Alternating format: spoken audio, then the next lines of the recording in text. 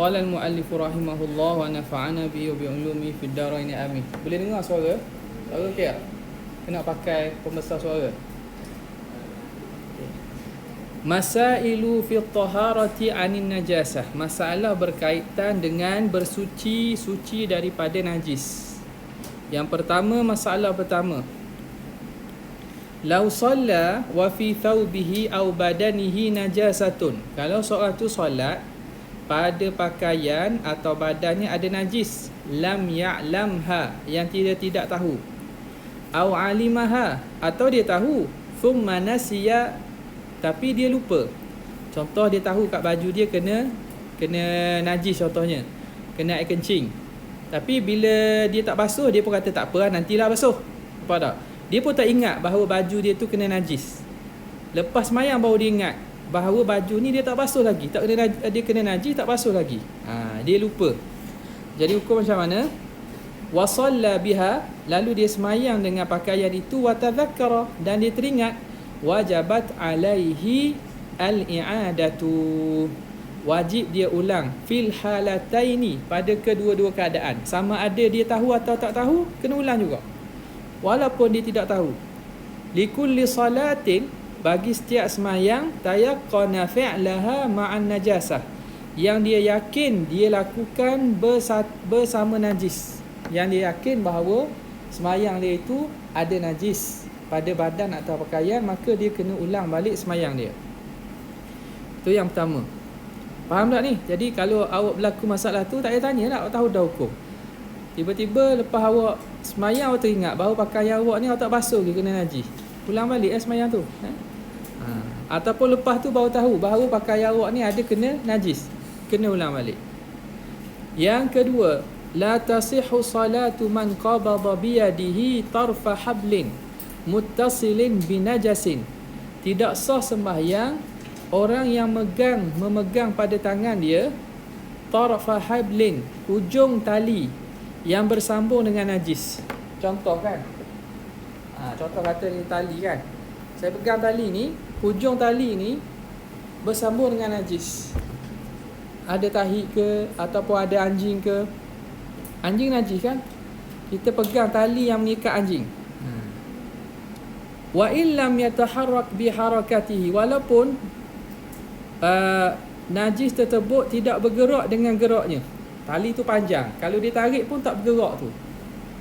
Walaupun tak bergerak, maka tetap dia dikira menanggung najis, maka tak boleh. Jadi tak boleh pegang lah, dia tak boleh pegang. Cara dia, kalau dia contohnya dia ikat, dia bawa kedai, tali kedai, dia nak semayang, kedai tu bawa tahi contohnya, bawa baja ke tahi di belakang dia. Jadi tali kedai tu dia tak boleh pegang. Kalau dia pegang, dikira menanggung najis. Jadi cara dia macam mana? Dia pijak dengan kaki. Bila pijak, dia tak panggil pegang lah. Faham Dia pijak supaya tak bergerak lah, supaya tidak bergerak. Yang ketiga, la yadurru wujudu najisin muhadhin li badanil musalli. Tidak mudarat ada najis yang setentang dengan badan orang yang sembahyang, au malbusihi, ataupun pakaiannya, au mahmulihi, atau apa yang dia tanggung, biduni mumasatin lahu, tanpa bersentuhan. Dia sembahyang, bawah dada dia tu ada tahi lembu stokor, contoh tak, tapi tak bersentuhan, setentang. Jawapannya masih sah. Sebab yang dikira tempat sembahyang itulah anggota yang bersentuh dengan sesuatu, anggota sembahyang kita. Jadi kalau tak bersentuh, hanya setentang, bawah dada kita masa sujud tu ada najis contohnya, ada tahi cicak contohnya, ada tahi kucing, hukumnya masih sah. Lakin ma'al karahah in qaruba urfan, tetapi makruh kalau hampir. Kalau najis tu dekat sangat dengan kita, hukumnya makruh. Dari segi sah, tetap sah. Yang keempat, yahrumu tadammuhu, haram dia berlomoran, bin najasati, dengan najis, li ghairi hajatin, tanpa ada hajat, fil badani wa thawbi, pada badan ataupun pada pakaian. Dia ambil darah, dia lomor muka dia, dia lomor baju dia, hukumnya haram. Tadammuh maknanya melomorkan badan atau pakaian dengan najis, hukumnya haram. Okay. Yang kelima, tafsilu hukmi dami fi salah. Huraian berkaitan hukum darah dalam sembahyang. Taratan yudrikuhu tarfu. Kadang-kadang dapat dilihat oleh mata. At-tarfu ialah mata. Tarfu ialah mata. Kadang-kadang najis, ada najis yang dapat dilihat oleh mata. Wa taratan la yudrikuhu. Kadang-kadang ada najis yang tidak dapat dilihat. Wa taratan yakunu min nafsihi. Kadang-kadang najis itu daripada diri dia, darah daripada diri dia ke. Wa taratan min ajnabi. Kadang-kadang daripada yang lain, darah nyamuk ke. Wa taratan yakunu minal manafith. Kadang-kadang darah itu daripada rongga, keluar pada hidung ke. Wa taratan min ghairiha. Kadang-kadang bukan daripada rongga, darah luka daripada lutut kita ke. Wa taratan yakunu kathiran. Kadang-kadang banyak. Wa taratan qalilan. Kadang-kadang sikit. Jadi itu kebarangkalian masalah-masalah yang berlaku berkaitan darah yang kena pada kita pada waktu sembahyang. Apa hukum dia? Khulasatuhu. Khulasah dan ringkasan dia ialah idza kana la yudrikuhu at-tarfu. Kalau darah tersebut tidak dapat dilihat oleh mata, yu'fa anhu, maka dimaafkan. Contohnya apa? Tahi lalat. Bukan tahi lalat yang dekat muka awak tu, kat badan tu. Lalat kan dia berak kan, dia pergi kat najis, dia hinggap kat kita, memang tak nampak mata. Jadi hukum tu dimaafkan. Yang kedua, idza kana yudrikuhu, kalau mampu dilihat, fananzuru, maka kita perhatikan. In kana min ajnabi, kalau darah itu daripada yang asing, darah asing. Contohnya apa? Nyamuk. Yu'fa an qalilihi faqat, dimaafkan kalau sikit. Nyamuk mari tiba-tiba kita tapar dia, kita pukul dia. Kalau darah tu sikit dimaafkan. Kalau banyak taklah. Kita pukul nyamuk, meleleh darah dia. Tak nyamuk jenis gergasi contoh. Jadi kalau banyak tidak dimaafkan. Apa lagi? Kutu contohnya. Pijak contohnya. Kita pecek dia tengah sembahyang, kalau sikit dimaafkan. Wa in kana min nafsihi, kalau darah itu datang daripada diri dia, fananzuru, maka diperhatikan. In kana minal manafidhi ghairi sabilain, jika dia daripada rongga selain sabilain, selain kubul dan dubur. Dua jalan ni, sabilain ni dua jalan, kubul dan dubur. Makna rongga selain kubul dan dubur, daripada telinga ke hidung ke mulut ke. Fala yu'fa anhu 'inda Ramli, tidak dimaafkan di sisi Syekh Ramli. Wa yu'fa Ibn Hajar an qalilihi, dimaafkan daripada Ibn Hajar kalau sikit. Masa tengah sembahyang hidung kita darah, kalau sikit dimaafkan. Masa tengah sembahyang telinga kita berdarah, mata kita berdarah contohnya, ataupun berdarah pada mana-manalah, maka dimaafkan kalau sedikit. Jadi pandangan yang dipegang sini ialah pandangan Ibn Hajar lah. Muktamadnya ialah muktamad Ibn Hajar. Syekh Ramli dia kata tak dimaafkan. Wa in kana min ghairil manafidhi, kalau datang selain daripada manafidh, selain pada rongga, fananzuru, maka diperhatikan. In kana qalilan wa lam yakhtalit bi ajnabi, kalau selain daripada rongga, contohnya luka dekat lutut, luka dekat siku, kalau dia sikit dan tidak bercampur dengan yang lain, fayu'fa anhu, maka darah itu dimaafkan. Wa in kana kathira, kalau banyak, fayu'fa anhu bi thalathati syurut. Contoh, kaki kita luka berdarah. Kalau banyak dimaaf kalau cukup 3 syarat. Pertama, alla yakuna bi fi'lihi, dia bukan daripada perbuatan dia. Bukan dia yang menyebabkan darah tu. Takut contoh-contoh tengah sembahyang, dia pecek bisu dia. Bisu dia keluar seliter darah. Itu perbuatan ni tak boleh lah. Jadi bukan dengan perbuatan dia. Contoh bukan perbuatan dia luka kan. Dia dah sebelum sembahyang dia basuh dah, tiba-tiba keluar, bukan dengan kehendak dan perbuatan dia. Yang kedua, alla yakhtalita bi ajnabi, jangan dia bercampur dengan yang lain. Dan yang ketiga, alla yantakila, jangan berpindah. Janganlah darah itu berpindah kepada kawasan lain, dia keluar situ saja. Kalau berpindah, contohnya kaki kanan darah kaki kanan kita pun duduk-duduk menyebabkan darah tersebut kena berpindah ke anggota lain, maka tidak boleh. Faham jadi kalau contohnya apa dia? Pacat. Ni musim hujan ni kan. Musim hujan ni kalau kita kena pacat. Pacat tu darah daripada mana? Darah daripada siapa? Kita ke daripada pacat? Darah daripada kita. Keluar tengah semayang. Kadang-kadang banyak kan? Kadang-kadang sikit. Maka dimaafkan. Walaupun banyak. Sebab apa? Bukan dengan perbuatan kita. Dia tidak bercampur dengan lain dan dia tidak pindah pada kawasan lain. Faham tak? Okay. Kama qala sahibu safwati zubat wal yu'fa an nazri damin wa qayhi min bathratin wa dummalin wa qarhi. Dimaafkan daripada an-nazri. Nazri sedikit darah. Qayhin. Qayhin tu makna nanah. Wadamin wa bathrah. Bathrah tu kita panggil sebagai bisul lah, bisul. Wadummalin wa qarhin iaitu luka. Luka. Dummalin wa qarhin ialah luka-luka. Jadi kalau sedikit dimaafkan. Kalau banyak dengan 3 syarat tadi bukan perbuatan dia, tidak bercampur dengan yang lain dan tidak berpindah. Okey. Itulah. Itu syarat yang keempat daripada syarat sah sembahyang. Ada nak tanya? Ada. Okey, masuk syarat yang kelima, asyartul khamis, satrul aurah, menutup aurat. Al-auratu lughatan an-naqsu. Aurat pada bahasa makna kekurangan. Wa syar'an ma yajibu satruha wa yahrumu an-nadharu ilaiha. Pada syarak, aurat ini ialah yang wajib ditutup dan haram dilihat. Syarat satir, syarat penutup aurat itu ayashmula al-mastura lubsan, mesti meliputi yang tertutup secara dipakai. Menutup secara dipakai, makna benda tu dipakai dan pada pakaian dia. Fala yakfi kaunuhu fi hufrah. Tidak memadai tutup aurat keadaan dia duduk dalam lubang. Dia gali lubang, dia pun masuk dalam lubang, dia tutup bahagian atas. Dia tutup aurat tak? Tak. Sebab dia bukan pakai.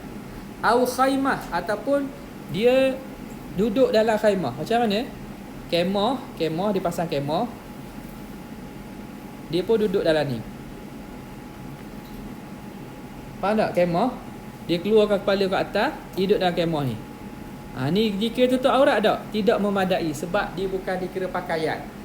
Faham Bukan dikira pakaian. Faham? Yang kedua, ayyamna launal basharati. Launal basharati, mestilah menghalang warna kulit. Pakaian mesti menghalang ataupun menutup warna kulit. Dah kalau kulit dia sama dengan warna, andaikan kulitnya berbeza warna atau pakaian berbeza warna, nampak tak warna kulit? Kalau nampak warna kulit, maka hukumnya tidak memadai pakaian tersebut. Yang seterusnya, auratul rajuli arba'atun. Aurat lelaki ada 4 keadaan. Pertama, fi khalwati, ketika berseorangan. Ketika duduk seorang. Orang tak ada, kawan-kawan tak ada, duduk dalam bilik. Aurat dia ialah sawatani, 2 kemaluan depan belakang, tu aja.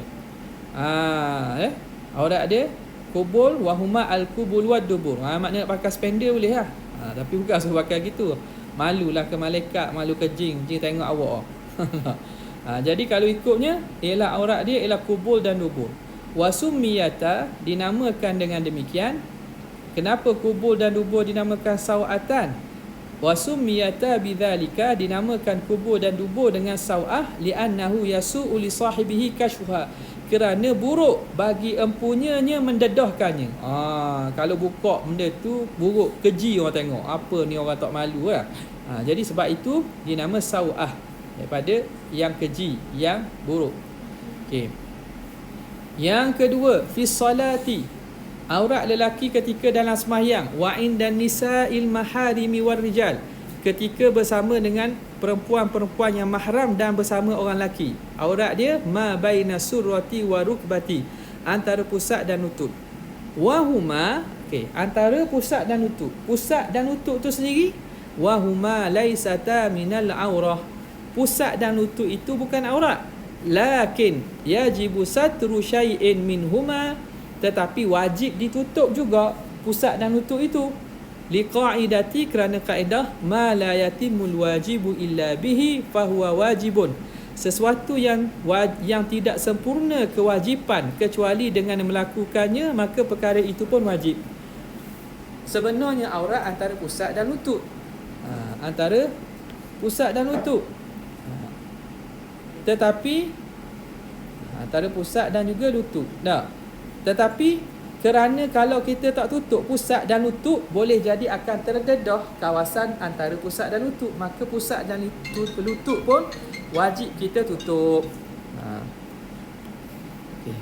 Yang ketiga, wa indan nisa'i al-ajnabiyat, di depan perempuan-perempuan yang ajnabiyat. Aurat lelaki ialah jami'ul badan, seluruh badannya. Awak kena tutup seluruh badan, sama macam perempuan di depan perempuan-perempuan yang bukan mahram. Itu pandangan muktamad mazhab Syafi'i. Ni tak boleh ni.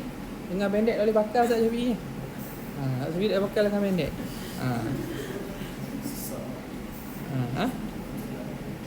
Benda apa tu? Dan mazhab Syafi'i muktamad di sisi Imam Nawawi sama je. Aurat lelaki dan perempuan di depan orang ajnabiyah sama. Daud Bakar ni ambil pandangan kedua dalam mazhab. Pandangan kedua dalam mazhab Syafi'i. Kalau pandangan muktamadnya sama je. Yang ketiga, yang keempat, inda halilatihi, aurat lelaki bersama isterinya. Isteri halilah ni orang yang halal baginya, iaitu isterinya ataupun amah, hamba perempuannya. La aurata, tak ada aurat. Awak tak nak pakai pakaian boleh depan isteri ataupun hamba awak. Hamba yang mana awak yang awak bersama dia lah, bukan hamba yang isteri orang. Okay? Boleh. Seterusnya, auratul hurrah, aurat perempuan merdeka. 5.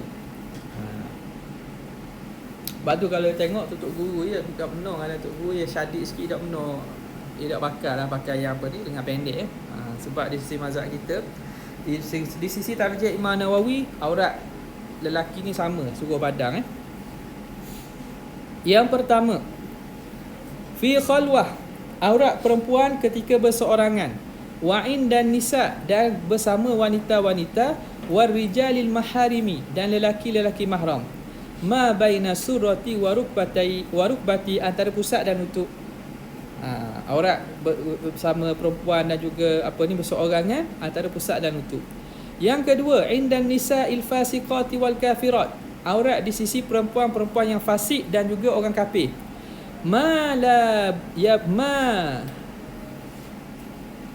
Aurat dia ma la yabdu indal mihnah, sesuatu iaitu kawasan yang tidak zahir ketika kerja.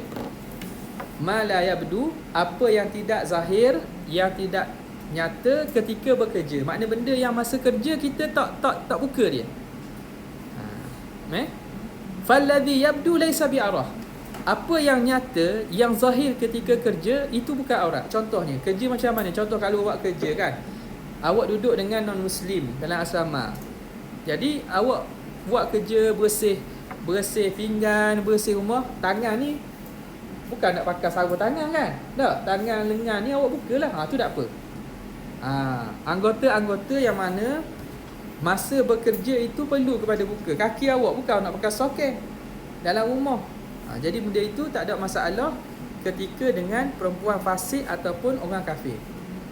Yakni anggota yang zahir masa kerja tak apa buka. Yang auratnya yang tidak zahir ketika pekerjaan. Wa huwa ar-ra'su, apa dia yang bukan aurat tu? Ar-ra'su, kepala.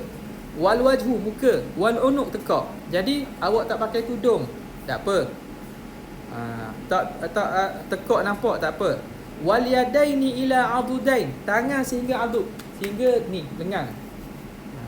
Wal rijlaini ila rukbataini, dan daripada kaki sehingga sehingga lutut. Hingga lutut. Wa ma adahu aurah, selain daripada itu dikira aurat. Ya. Jadi duduk dalam asrama dengan non muslim, hak ni boleh buka. Hak ni boleh buka. Hak lain kena tutup. Faham tak? Makna bukanlah kena duduk tu pakai tudung sepanjang masa. Tidaklah Apa yang nyata yang boleh dibuka ketika bekerja. Yang ketiga, fi solah, aurat perempuan dalam sembahyang jami'ul badan, seluruh badan, illal wajha wal kaffain, kecuali muka dan dua tapak tangan. Yang keempat, indar rijalil ajanib, aurat perempuan ketika lelaki yang ajnabi, yang tak ada mahram, jami'ul badan, seluruh badan. Wa inda haliliha, aurat perempuan bersama dengan lelaki yang halal baginya, iaitu suami, ialah la aurah, tak ada aurat. Ada aurat lah Yang seterusnya, auratul amah, aurat hamba perempuan. Khamsatun, 5. Fi khalwah, ketika bersendirian, sawatani, hubur dan hubur. Wa fi salati wa inda nisa'i wa rijalil maharim, ketika semayang dengan perempuan dan juga lelaki mahram, ma baina surrati wal rukbati, antara pusat dan lutut. Wa inda nisa'il fasiqati wal kafirat, ketika perempuan yang fasik dengan orang kafir, ma la yabdu indal mihnah, iaitu anggota yang tidak nyata ketika bekerja, yang tak perlu dibuka masa kerja. Yang keempat, inda rijalil ajanib, perempuan hamba ketika lelaki ajnabi, jami'ul badan, seluruh badan. Wa inda haliliha, ketika dengan suaminya ataupun tuannya, as-sayyid, tuan kepada hamba, ataupun zauj, suami dia, la aurata, tidak ada aurat. Okey, jelas ingatlah tu, kena jagalah aurat kita tu. Masailu fi satril aurah, masalah-masalah berkaitan dengan tutup aurat. Pertama, lau ra'a huwa aw ghairuhu auratahu min a'la, kalau dia atau orang lain melihat auratnya daripada bahagian atas, fayadurru, maka itu mudarat. Contoh baju dia, collar dia besar, nampak daripada atas. Kalau jengok nampak. Faham tak? Nampak kawasan aurat. Tak?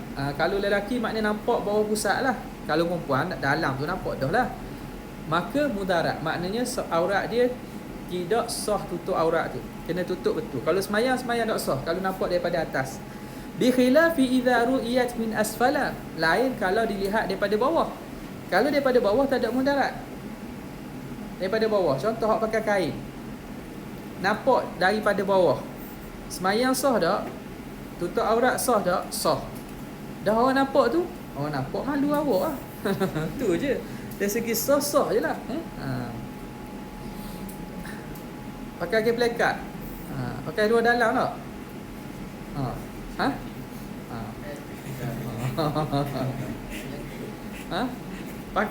Pakai tak pakai? Kalau nampak kat bawah, hukumnya semayang tetap sah, tak ada masalah. Siapa nak tengok kat bawah lalu kat kaca lah. Fala darara, tidak mudarat. Yang kedua, lau faqada ma yasturul aurata kamilan, kalau tidak didapati ma yasturu aurah, apa yang dapat menutup aurat, kamilan, secara sempurna. Tak cukup pakaian nak tutup aurat, tak cukup. Walakin wajada ma yasturu sawataihi, tetapi dia ada benda yang menutup dua aurat dia, kubur dan hubur. Fayata'ayyanu lahuma, maka wajib dia tutup kubur dan hubur. Kain tak cukup, kain boleh sikit saja, boleh tutup kubur dan hubur. Wajib tutup kubur dan hubur dulu. Awajada ma yakfi ahaduhuma, kalau mendapati yang cukup satu je.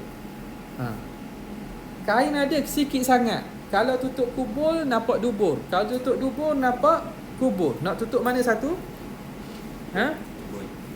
Fayuqaddimu kubulahu, didahulukan menutup kuburnya. Yang ketiga, lawin kasyafat auratuhu fis salah, kalau seorang itu terdedah auratnya dalam sembahyang, fasataraha halan, lalu dia tutup dengan segera, fala yadurru, tidak ada masalah. Fa in ta'akhkhara, kalau dia lewat, aurat dia tengah sembahyang terbuka, datang angin tiup, bi an madha waqtun yumkinu an yasturaha fi, dengan bahawa berlalu masa Yang boleh dia tutup padanya falam yasturha, tapi dia tidak tutup, batalat solatuhu, batal semayang. Tengah-tengah semayang angin bertiup. Bertiup, maka terseloklah auratnya, terdedah auratnya. Dia pun kata malah lah, sejuk pula, biarlah dulu. Biar sekejap kata. Tengah panas ni, mari angin tiup sejuk, dia pun biar, hukumnya batal. Dia kena segera tutup. Yang keempat, in hasala ta'arudun, jika berlaku pertentangan baina satril aurati bil yadi, antara menutup aurat dengan tangan, wa baina wad'iha fis sujud, dan antara meletakkan aurat dalam sujud. Antara dalam bukan baina wad'iha wad'il yadi. Kalau berlaku pertentangan antara menutup aurat dengan tangan ataupun meletakkan tangan masa sujud, fa'indal khatib, di sisi khatib Syirbi yuqaddimu satral aurah, didahulukan menutup aurat, li'annahu muttafaqun alaihi bainan Nawawi war Rafi'i, kerana perkara itu disepakati antara Imam Nawawi dan Rafi'i, iaitu tutup aurat. Wa indar Ramli, di sisi Imam Ramli, yajibu wad'uha fi sujud, wajib diletakkan tangan masa sujud, li'annahu fi hadhil halah, kerana dia ketika ini yu'tabaru ajizan, dianggap sebagai lemah. Wa inda Ibn Hajar, di sisi Ibn Hajar, yatakhayyaru, boleh pilih, bainahuma, antara letak tangan masa sujud, li ta'arudil wajibaini, kerana bertentangan dua wajib. Macam ni, dia pakai, dia tak ada cukup dia semayang dalam keadaan telanjang. Semayang dalam keadaan telanjang, tak ada pakaian, bukan saja-saja. Tak ada orang main saja-saja telanjang. Tak ada pakaian, pakaian dia kena curi. Jadi dia semayang, maka masa berdiri tutup aurat lah. Kalau boleh dengan tangan, tutup dengan tangan. Tak, masa berdiri tutup aurat dengan tangan. Masa nak rokok pun samalah, ditunduk je. Sekarang ni masa nak sujud, sebab sujud disyaratkan atas 7 anggota. Jadi macam mana? Kalau dia letak tangan, terpaksa aurat dia terdedah. Kalau dia tutup aurat dia masa sujud, maka tangan dia tidak letak masa sujud. Jadi kan itu berlaku khilaf. Khatib Syirbini kata wajib tutup aurat. Tutup aurat lah. Mana walaupun tangan dia tak letak, wajib tutup aurat. Di sisi Syekh Ramli kata wajib letak tangan masa sujud. Tak apalah aurat terdedah pun, kerana dia dah dikira tak mampu untuk menutup aurat. Ibn Hajar beri pilih. Boleh pilih, maksudnya kalau nak tutup aurat pun boleh, nak letak tangan pun boleh, sebab dua-dua tu wajib. Okay, syartus sadis, syarat yang ke-6, al-ilmu bi fardiyatiha, tahu tentang kefarduan sembahyang. Tahu tentang sembahyang fardu tu fardu. Falau taraddada fi sunniyatiha, kalau dia taraddud, dia was-was atau syok lah kita kata, dia taraddud syok pada kesunatan dia. Semayang zuhur ni fardu ke sunat? Contohlah, fala tasihu salatuhu, maka tidak sah semayangnya, tidak sah semayang dia. Sebab apa? Sebab dia semayang dalam keadaan dia tidak yakin semayang itu wajib ataupun sunat. Ni benda ni tak berlaku sangat kecuali orang baru masuk Islam. Asyartus sabi'u, syarat yang ketujuh, alla ya'taqida fardan min furudiha sunnah, jangan dia iktiqadkan mana-mana fardu, rukun daripada rukun semayang itu sunat. Makna kalau rukun semayang apa? Fardu semayang ni rukun semayang lah, Fatihah. Dia tidak iktiqadkan Fatihah itu sunat. Faham? Iktiqad ni bukan masalah baca dia tak wajib baca, tapi dia iktiqad baca dalam keadaan sunat. Dia baca juga Fatihah, tapi dia iktiqad Fatihah itu sunat. Rukunnya tidak sah semayang. Sebab itu wajib kena tahu rukun-rukun dan syarat semayang. Kalau orang tak tahu rukun dan syarat semayang, kemungkinan semayangnya tidak sah. Kenapa? Tak cukup syarat. Syarat sah mesti dia tahu, dan dia iktiqadkan yang fardu itu fardu, dia tidak iktiqadkan fardu itu sunat. Okey. Wa fihi suwar, pada masalah ini ada beberapa rupa. Pertamanya, taratan ya'taqidu anna jami'a af'alis salati furud. Kadang-kadang dia menyangka bahawa seluruh perbuatan semayang itu fardu belaka, rukun belaka. Orang ni dia tahu, dia kata semua buat perbuatan ni yang kita semayang ni fardu belaka, semayang dia masih sah, fatasihu salatuhu. Yang kedua, wa taratan ya'taqidu anna jami'a af'alis salati sunana. fala tasihhu salatu. Yang kedua, kadang-kadang dia i'tikad seluruh perbuatan sembahyang tu sunat belaka. Sunat belaka ni dia buat tapi dia i'tikad sunat. Orang ni tidak sah sembahyangnya. Yang ketiga, wa taratan ya'taqidu anna fi salati furudan wa sunana. Dia mengiktikad dalam sembahyang ada fardu dan ada sunat. Walakin la yumayyizu bainahun, tetapi dia tidak dapat bezakan antaranya. Dia kata sembahyang ni ada fardu je, ada rukun dan ada sunat. Tapi saya tak tahu mana fardu, mana sunat. Orang ni sah tak? Hukumnya fatasihu salatuhu idza kana amiyan. Kalau dia ami, kalau dia orang awam. Kalau orang awam, dia tak tahu sembahyang dia ni fardu ke, rukun ke, sunat. Tanpa dia tentukan mana-mana lah. Dia kata dalam sembahyang ada fardu, ada sunat, tapi saya tak tahu mana Kalau orang awam hukumnya sah. Amma idza kana aliman, adapun kalau orang alim, pelajar, penuntut ilmu, orang yang tahu, fatasihu inda Ibn Hajar, maka di sisi Ibn Hajar masih sah, khilafan li Ramli, menyalahi bagi Imam Ramli. Syekh Ramli kata tak sah. Kalau orang alim, dia tak dapat bezakan antara sunat dan juga fardu, hukumnya tidak sah. Ibn Hajar kata sah. Jadi yang kita pegangnya ialah Ibn Hajar lah. Yang keempat, wa taratan ya'taqidu anna wahidan min ar-ruku'i wal i'tidali sunnat, anna wahidan sunnatun wa lam yu'ayyinhu. Kadang-kadang dia i'tikadkan salah satu daripada rukuk dan i'tidal tu sunat, tetapi dia tidak takyinkan dia.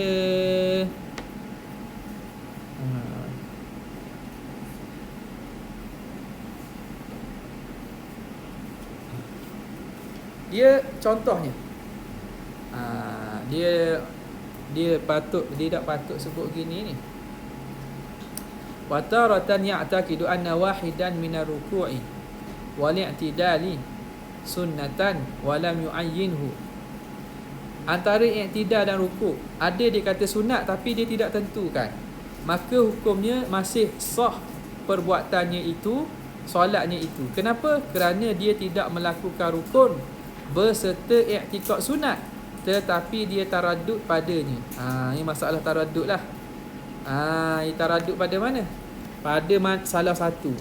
Maka taraddud di sini seakan-akan hukum belum i'tikad lagi. Disyarat mesti batal tu alla ya'taqida, jangan diiktikadkan fardu tertentu. Disebab ni kerana lam yu'ayyinhu. Sebab itu masih sah. Yang kalau tak sahnya, contoh dia takyinkan salah satu rukun tu sunat. Contoh macam tadilah Fatihah. Dia kata Fatihah itu sunat, padahal Fatihah itu rukun. Maka orang ni sembahyangnya tidak sah. Tapi kalau dia masih taraddud, ragu-ragu dan tidak tentu mana satu rukun, mana satu sunat, maka hukumnya masih sah sembahyangnya. Okey. Habis.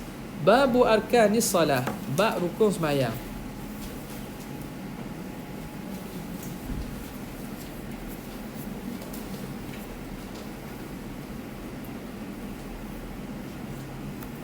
Ada nak tanya soalan?